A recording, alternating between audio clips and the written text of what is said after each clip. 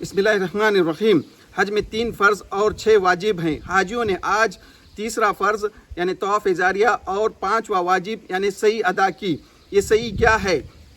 ابراہیم علیہ السلام عراق کے اور شہر میں پیدا ہوئے۔ آپ جس شہر میں پیدا ہوئے بت پرستی کا شہر تھا۔ آپ کے والد خود بت پرست تھے، بتوں کو بناتے تھے اور اس کو فروخت کرتے تھے۔ ایک دن قوم شہر سے باہر گئی۔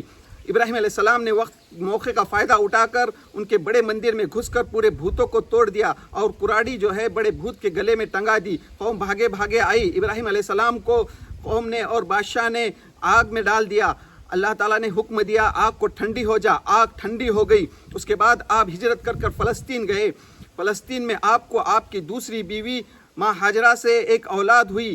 85 سے 86 سال کی عمر میں اولاد ہوئی۔ اللہ تعالیٰ نے حکم دیا کہ آپ جو ہے ماں ہاجرہ کو اور بچے کو مکے کے اس سمسام وادی میں چھوڑ آئے۔ تصور کیجئے وہاں ایک پہاڑی وادی ہے، ریتیلی زمین ہے، وہاں کوئی پودا نہیں ہے، پانی دور دور تک نہیں ہے، وہاں انسان نہیں بستے ہیں۔ اللہ کا حکم ہے، آپ نے وہاں پر خیمہ لگایا اور ماں ہاجرہ کو اور بچے کو چند کھجورے دے کر اور پانی دے کر واپس نکل گئے۔ ماں ہاجرہ نے کہا آپ ہم یہاں کس کے بھروسے چھوڑے جا رہے ہیں؟ ہم یہاں کیسا زندہ رہ سکتے ہیں؟ تصور کیجئے اس وادی کا جہاں پہاڑ ہے، ریتیلی زمین ہے، پینے کے لیے پانی نہیں ہے۔ پھر ماں ہاجرہ کہتی ہیں کیا یہ اللہ کا حکم ہے؟ ہاں۔ ابراہیم علیہ السلام کہتے ہیں ہاں یہ اللہ کا حکم ہے۔ دیکھو ابراہیم علیہ السلام نے اپنی بیوی کی کس طرح سے تربیت کی ہے۔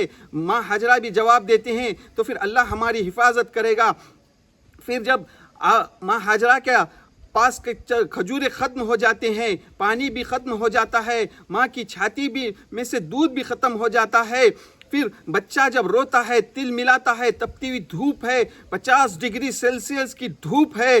تصور کیجئے ماں ہاجرہ جو ہے صفا پر جاتی ہیں اور دیکھتی ہیں کئی انسان نظر آ رہے ہیں کیا، پھر بچے کی طرف آتی ہے، بچہ تڑپتا رہتا ہے، پھر مروہ پر جاتی ہے، وہاں نظر ڈالتے ہیں کہیں انسان نظر آ رہے ہیں کیا۔